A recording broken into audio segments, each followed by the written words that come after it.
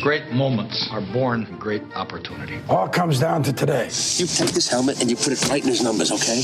I want to see nothing but snot bubbles in his nose. A lot of people want to blame coaches for a lot of things. Nobody puts coaches straight up. in his And corner. we shut them down because we can. It's because I believed in you. And I wish I could say something that was classy and inspirational, but that just wouldn't be our style. Let's do it.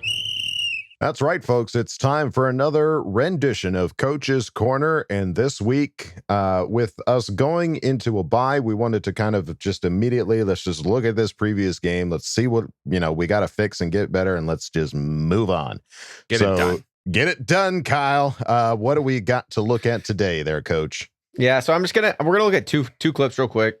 I think obviously everyone is not happy with the way that our run defense has been going. So I just want to look at two clips. This is just from the first drive, looking at the game real quick. Two big areas of concern as I watch the game. One thing is how long the offensive line is able to stay on these blocks.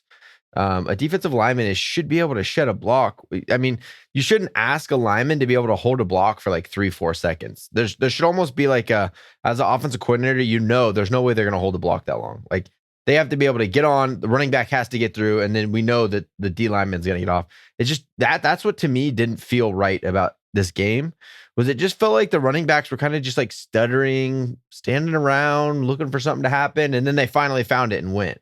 And the offensive line just stayed engaged for so long. And to be honest, there's nothing you can scheme there. That's just, you got to have the guys, you got to have the horses up front to be able to make plays.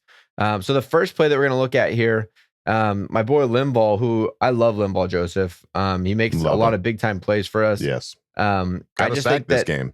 I think that at the stage of his career right now, it's a lot to put on him to expect him to be able to play a whole football game. I think that's just where it's at right now in his career. But right now we have him playing most snaps and needing to be a huge piece of this 3-man front. And a 3-man front, your nose guard is a 2-gap player. He has to be dominant. He has to be that guy that they cannot move, that he holds the center and takes a double team and can just stand at the line of scrimmage.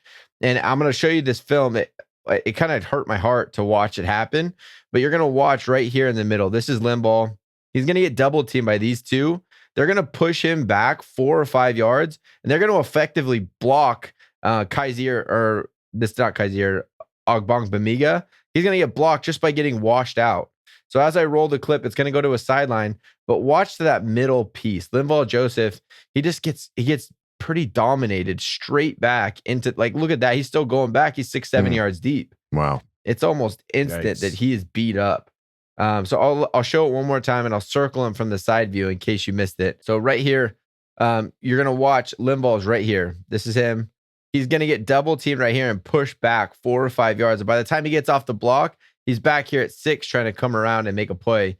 It's just, you cannot have that. There's no way our defense can be successful if Limbaugh can't take on a block and stay at the line of scrimmage. I don't care if it's a double team.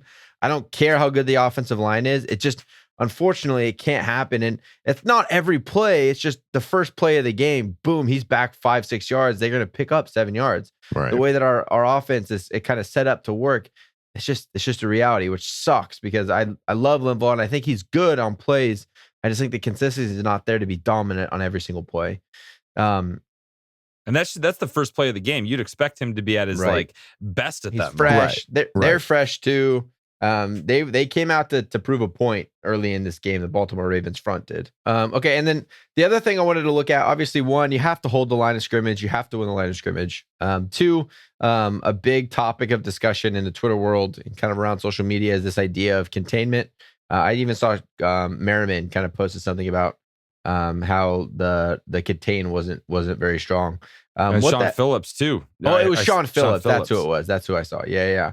Wow. So he's an edge guy. So he's very aware of what that means. So the contain is not allowing these running backs to get outside to the number. So if that's the game plan, if the game plan is, if we want to contain this and turn it back in, then yeah, what happens is you're going to have a guy on each side, a defender, whether it's Derwin James here on the edge, the last defender on the line of scrimmage, up at the top, it would be Kyler Fackrell. These guys are your quote unquote contain players.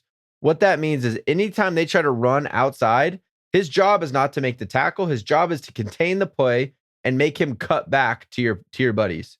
So if they run the ball this way, you have 1, 2, 3, 4, 5, and a safety all coming downhill, inside out, trying to get to the play. And if Derwin can just turn the ball back in, now you have all those guys on pursuit trying to make the play.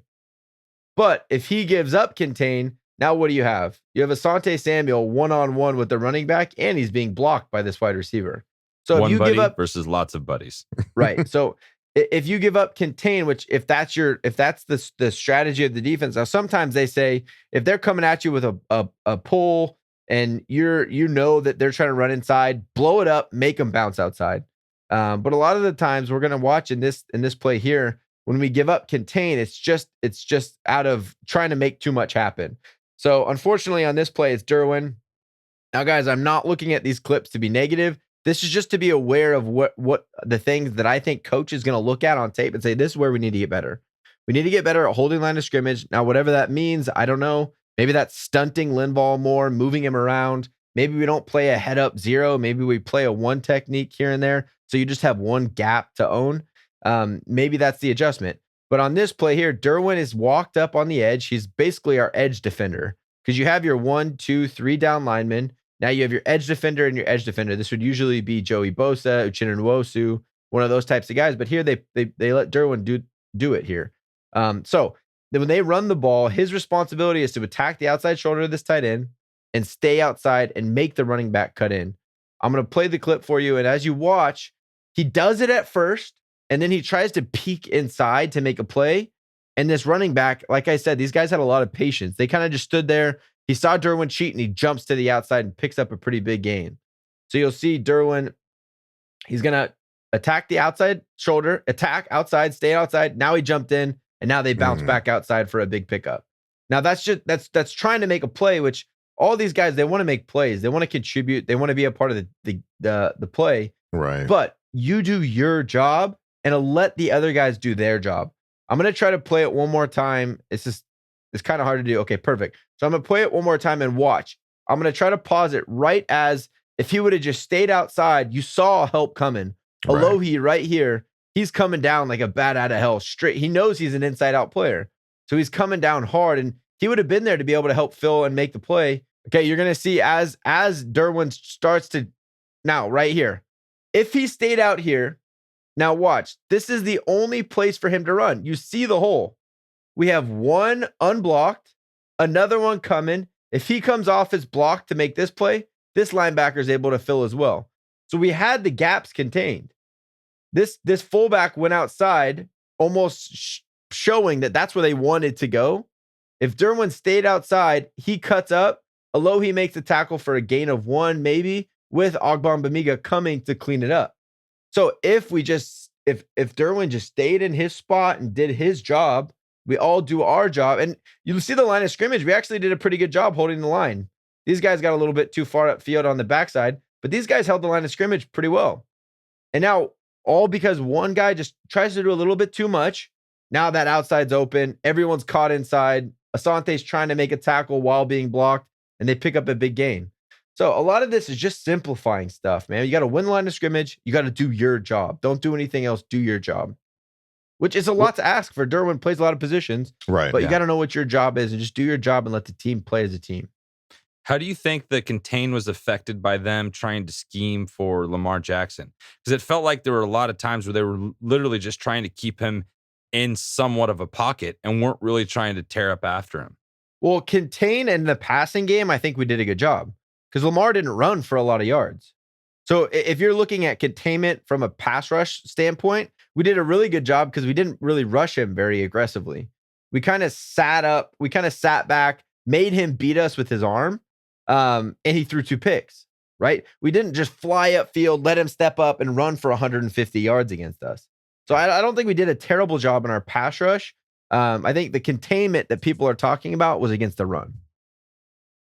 All right. Well, there you go, folks. A little insight into some constructive criticism from us over here at Charger Chat. Again, all constructive. This is just what I would tell my kids if I was coaching them. This is what we need to fix. Right. And hopefully, I mean, I don't think there's even any hopefully about it. I know that Brandon Staley is smart enough to sit down and see all the stuff that we're looking at right here, and Times a million. Yeah, and know that that's what they got to shore up and get better at that. So thank you, Coach, for taking a look at that. So there you go, folks. Kyle breaking it down for you in Coach's Corner. Thanks for joining us in this extra little side episode.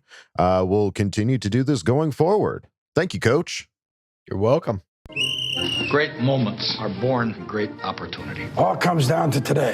You take this helmet and you put it right in his numbers, okay?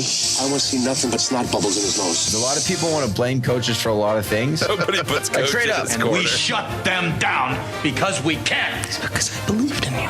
And I wish I could say something that was classy and inspirational, but that just wouldn't be our style. Let's do it.